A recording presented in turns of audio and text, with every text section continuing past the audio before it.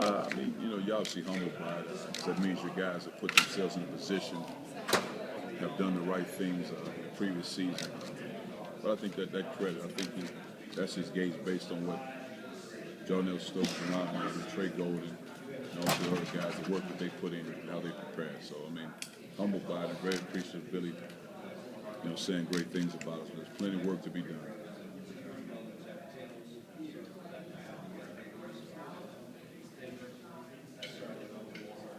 Can you talk about the difference of last year, Cuonzo? Picked 11th, picked 4th, and the growth of the program? Well, I think the guys did a great job of fighting to compete. Wanted to be successful. We struggled early because you're trying to implement a system, but you're also trying to get guys that hadn't played a prominent role in the previous season, or new guys, to really understand and gel and play well together. And that's not an easy thing to do out the gate side, and especially at the level we were trying to play at, how we were trying to compete with a tough preseason schedule. So I thought our guys did a good job. I think that Florida game at home really kind of propelled our team to have success. I think that probably jump-starts with also the addition of Jonell Stokes. I think when you combine those two things, I think we got off and running at that point. After now a couple of weeks that has passed by, you guys are back from Italy. How did the trip impact the team now that you can kind of look at it a little bit in hindsight? Well, I thought the trip was great from the standpoint of the camaraderie of the team being together.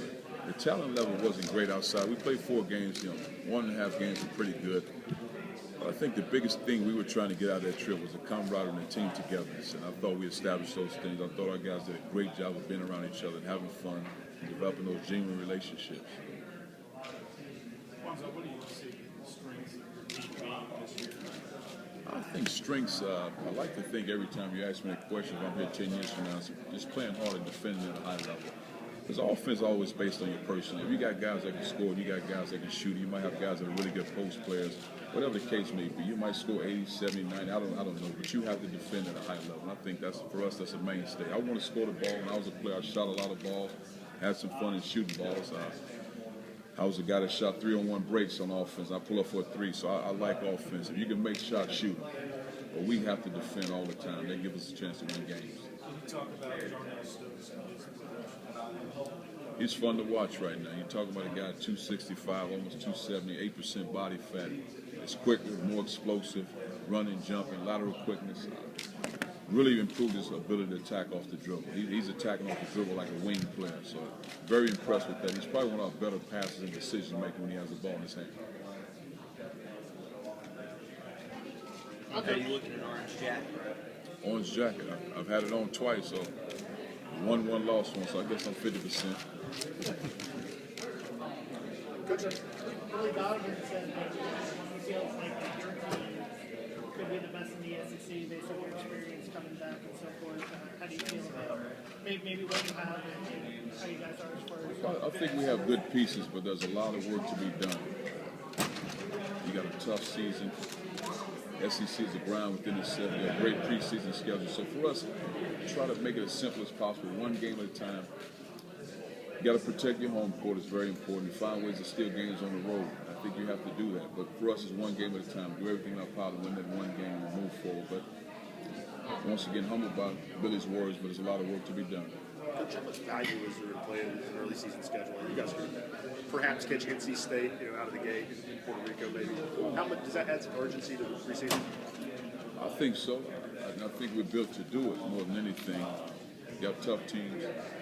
You can't overlook those. Oakland, Wichita State, Xavier, very talented programs. You have Virginia, Georgetown at Georgetown. It just speaks for itself. We have our work cut out for us, and I think we're built to do it. But once again, one game at a time.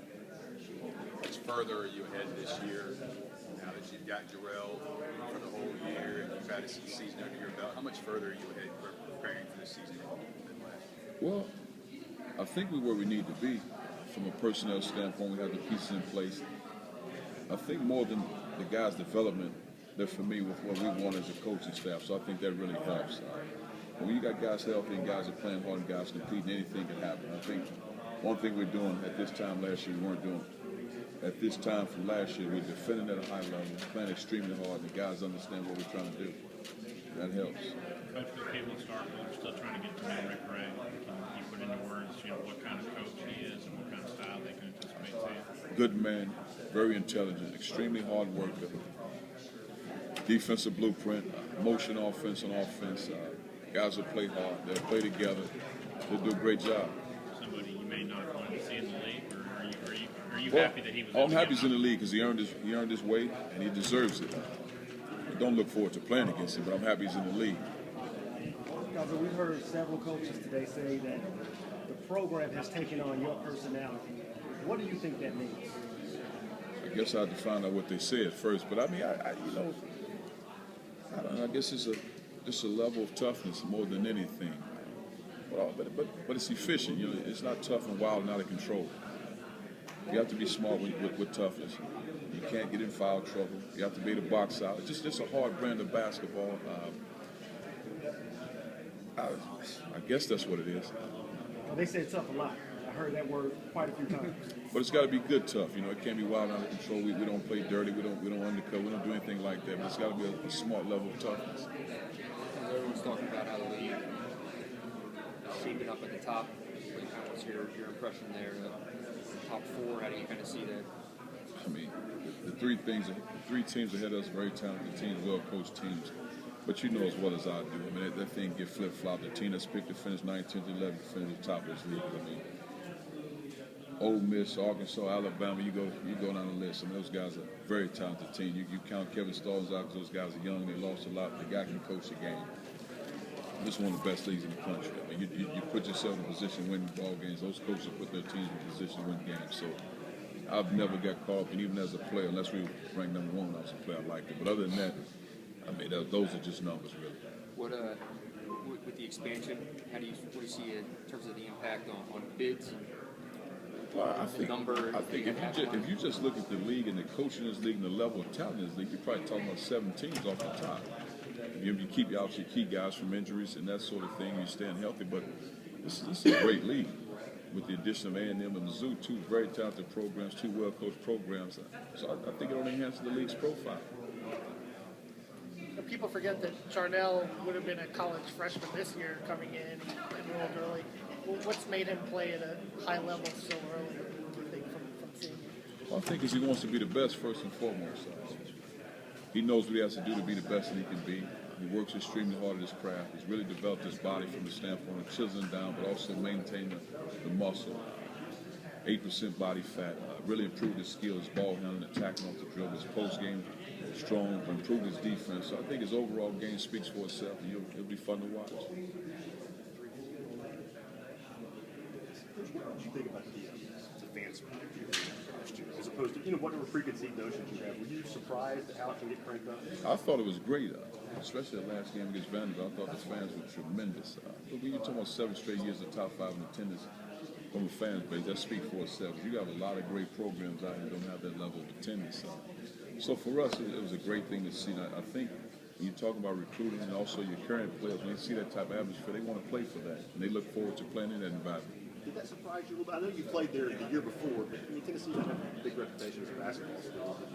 They get 24,000 in there. It surprised me when I saw it.